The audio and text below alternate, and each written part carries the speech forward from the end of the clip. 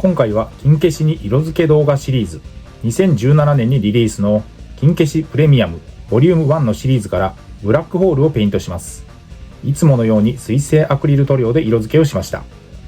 金消しプレミアムボリューム1金消し復活プロローグの巻、2017年2月にプレミアムバンダイ発送の予約商品でした。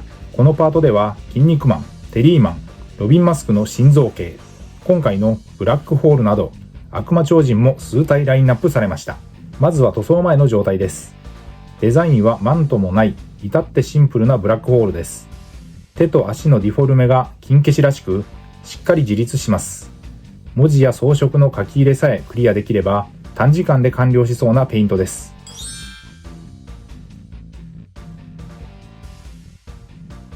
塗装後のレビューを先に。彩色は原作カラーに寄せて赤と黒を組み合わせました。細かな部分も含めて4色と非常に色数の少ないペイントでの仕上がりになりました。下処理からペイントの様子は記録していますので、ここから詳しくご覧ください。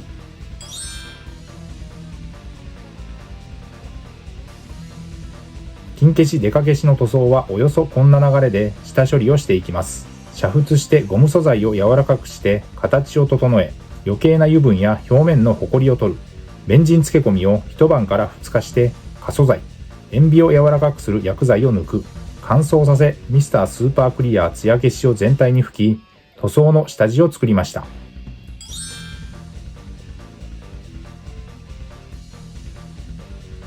そして塗装です。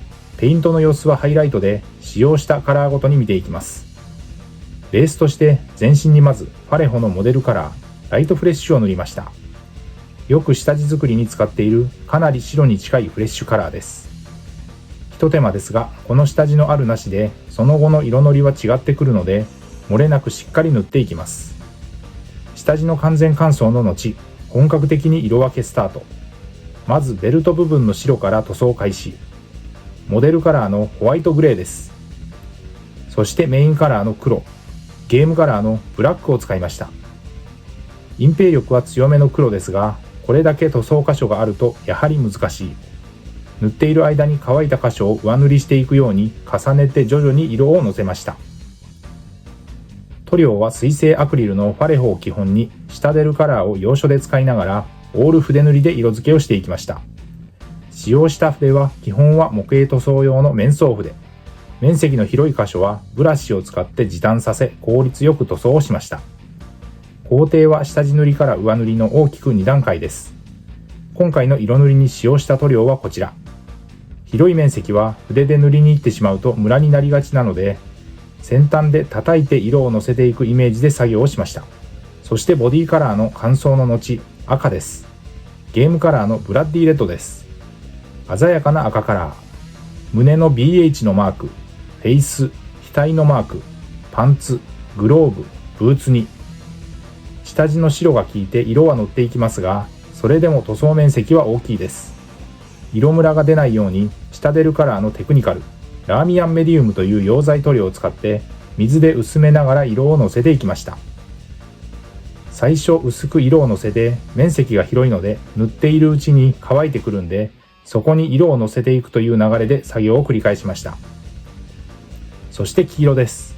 ベルトのバックル部分、額の装飾にゲームカラーのゴールドイエローです。かかった時間は約30分の塗装でした。ブラックホールはバミューダ海域出身の悪魔超人で、超人強度は200万パワー。塗装後はソフト99コーポレーションのボデーペン、クリアを全体に吹き付け、乾燥させて完成です。台座をつけて塗装後です。フロントビューからリアビューまで。ということで今回は筋肉マン金消し塗装金消しプレミアムボリューム1からブラックホールを水性アクリル塗料にてペイントをしました。ご視聴ありがとうございました。次回の動画をお楽しみに。チャンネル登録、高評価、引き続きの応援のほどよろしくお願いします。